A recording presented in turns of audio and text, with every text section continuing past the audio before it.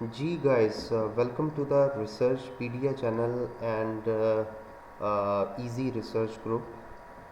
आज मैं आपको तीसरा एक अल्टरनेटिव मेथड बताऊंगा जिसमें अगर आपकी रिसर्च डोमेन या ब्रॉड एरिया अगर आपका डिफाइंड है कि आप इस ब्रॉड एरिया में रहकर काम करना चाह रहे हैं, तो आप किस तरह से अपना टॉपिक सेलेक्ट कर सकते हैं। इस मेथड को हम कॉल ऑफ पेपर कहते हैं। इसमें होता ये है कि ब्रॉड एरिया आपका ऑलरेडी डिफाइंड है। आप फाइनेंस के अंडर काम करना चाह रहे हैं, मैनेजमेंट में काम करना चाह रहे हैं, अकाउंटिंग की फील्ड में रहकर काम करना चाह रहे हैं। तो मुख्तलिफ जो जर्नल्स के ग्रुप हैं, लाइक जो मैंने आप लोगों से लिस्ट शेयर की थी, जिनमें एमरल्ड का ग्रुप है, टेलर एंड फ्रांसिस का ग्रुप है, साइंस डायरेक्ट का ग्रुप है, स्प्रिंगर लिंक का ग्रुप है, विली ऑनलाइन लाइब्रेरी का ग्रुप है, जर्नल सेज पब्लिकेशन .com का ग्रुप है, इंडर साइंस ऑनलाइन .com का ग्रुप है। तकरीबन हर जर्नल का जो ग्रुप होता है उनके कुछ स्पेसिफिक जर्नल्स जो हैं वो एक्टिवली हर साल या 6 माह बाद कॉल ऑफ पेपर जो है उसका नोटिफिकेशन देते हैं। जो लोग उनकी साइट्स पर रजिस्टर्ड होते हैं उन्हें बाकायदा ईमेल आती है उस जर्नल की तरफ से। अगर आप रजिस्टर्ड ना भी हों तो आप गूगल करके ये पता चला सकते हैं कि कौन कौन सा जर्नल या कौन कौन सा पब्लिकेशन ग्रुप जो है वो कॉल ऑफ पेपर जो है वो दे रहा है। तो करना ये होता है कि आप अपने रिसर्च डोमेन में रहते हुए कॉल ऑफ पेपर को चेक करें कि आपकी रिसर्च डोमेन के अंदर कौन सा कॉल ऑफ पेपर जो है वो फिट आता है। तो इसमें आपने करना ये है, simply if you are not registered, simply आप गूगल पर जाएं। गूगल की साइट पर जाकर हम यहाँ पर लिख लेते हैं, let's suppose call of paper.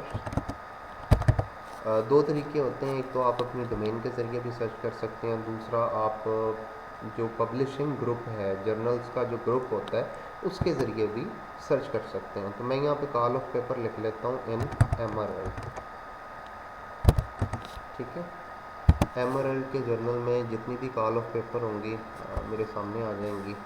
उसमें से फिर मुझे सेलेक्ट करना पड़ेगा कि मेरी डोमेन में रहते हुए कौन सा कॉल ऑफ पेपर है जो मेरी डोमेन में रहते हुए मेरी रिक्वायरमेंट पे पूरा उतरता है। यहाँ पे आप फ़िल्टर बाय कैटेगरी भी कर सकते हैं।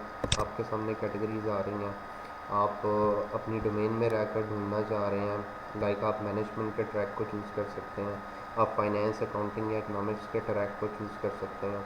फॉर एग्जांपल मैं पहले फाइनेंस से रेलेवेंट जो कॉल ऑफ पेपर हैं वो चेक करना चाह रहा हूँ कि वो इस पब्लिशिंग ग्रुप का कौन कौन सा जर्नल ऑफ़र कर रहा है। तो ये देखें कि ये corporate finance, green and sustainable corporate finance, इसकी कॉल ऑफ पेपर है। ठीक है, तो इसको जाकर आप व्यू भी कर सकते हैं, थोड़ा सा आपको बैकग्राउंड मिल जाएगा। इसी तरह बहुत सारे आपको कॉल ऑफ पेपर नज़र आ रहे हैं। ठीक है, तो आप अपनी फील्ड के अकॉर्डिंगली, अब ये जैसे एफिशिएंसी फाइनेंस है, green and energy efficiency finance, ये फाइनेंस से रेलेवेंट है। फिर ये आपको financial innovation, fintech and sustainability, इनके भी जो कॉल ऑफ पेपर वाले टॉपिक होते हैं ये सबसे हॉट डिबेट वाले टॉपिक होते हैं। साथ में वो बता देते हैं कि कब तक आप इनके टॉपिक से रेलेवेंट अगर आप पेपर बना लेते हैं और इनके जो भी रिक्वायर्ड फॉर्मेटिंग स्टाइल है उसके अकॉर्डिंगली पेपर को बना लेते हैं, वर्ड लिमिट पूरी कर लेते हैं, और जो भी उनकी रिक्वायरमेंट है फॉर्मेट वगैरह की वो पूरी करके अगर आप चाहें तो इस डेट तक इनको सेंड कर दें, तो वो एक इम्पैक्ट फैक्टर या एटलीस्ट स्कोपस इंडेक्स पब्लिकेशन हो जाती है। अब ये कॉल ऑफ पेपर मैंने ओपन किया है, इसकी जो डेडलाइन है वो 1 जून 2021 है। ठीक है, इसमें सारा बैकग्राउंड बताया हुआ है आपको कि ये किस हवाले से है, क्या चीज़ आप सर्च करना चाह रहे हो। इसमें थोड़ा सा नीचे जाएं तो आपको सब कैटेगरीज मिल जाती हैं टॉपिक की, like green financing and financing innovation है। ठीक है, green bond and financial market है। अब ये वो टॉपिक हैं जिन पे अगर आप अपना रिसर्च पेपर तैयार कर लें तो आप इस जर्नल में पब्लिश करवा सकते हैं। तो इसमें से भी आप चेक कर सकते हैं स्टार्टअप लेने के लिए कि आप अगर एक अच्छा पेपर लिखना चाह रहे हैं जो आप समझते हैं कि जो है वो अच्छे जर्नल में पब्लिश हो जाए, तो आप यहाँ से भी टॉपिक चूज़ कर सकते हैं। तो आप किसी एक टॉपिक को सिलेक्ट कर लें और इससे रेलेवेंट जो है वो आप गूगल स्कॉलर पे फर्दर सर्चिंग कर सकते हैं। मसलन ये मैं green financing and financing innovation को सर्च करता हूँ यहाँ पर गूगल स्कॉलर पर जाकर, तो इससे रेलेवेंट जो पहले पेपर पब्लिश हो चुके हैं वो मेरे सामने आना शुरू हो जाएंगे। ये देखिएगा जी, financing innovation and green energy technique 2019 का पेपर, ग्रीन फाइनेंसिंग इंटरप्टेड, ठीक है। इसी तरह green financing emerging form of sustainable development and so on, बहुत सारे आपको पेपर नज़र आने शुरू हो जाएंगे।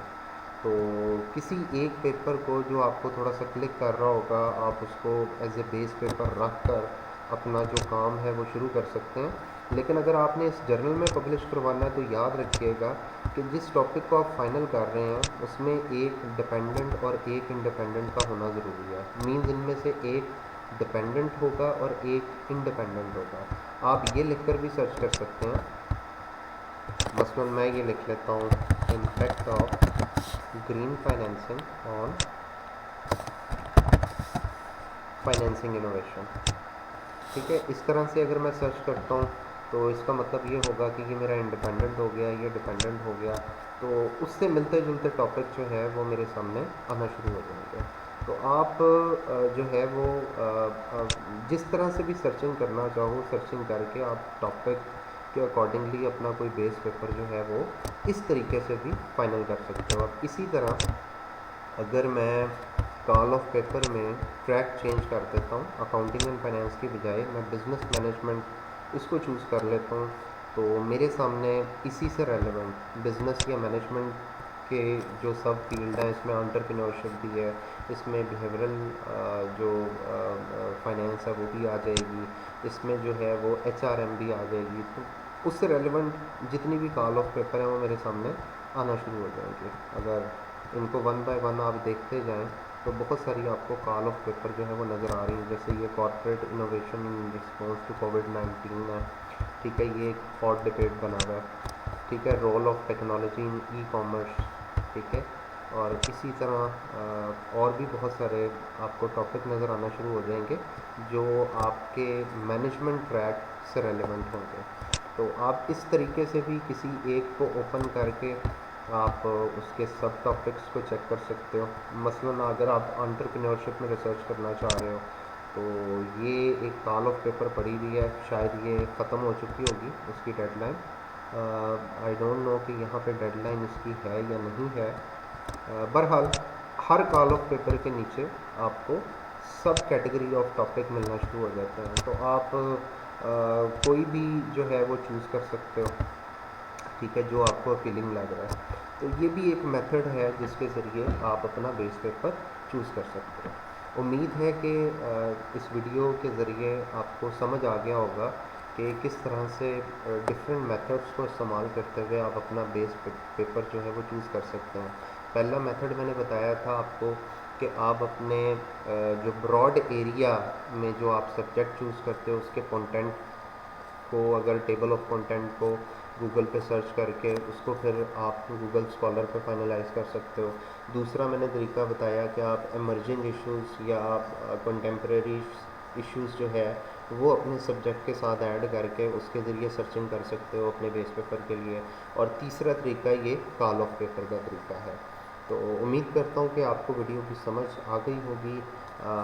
चैनल को सब्सक्राइब ज़रूर कीजिएगा ताकि आने वाली वीडियोस आपको शो हो सकें और उनसे भी आप मुस्तफ़ीद हो सकें। अपना बहुत सारा ख्याल रखिएगा।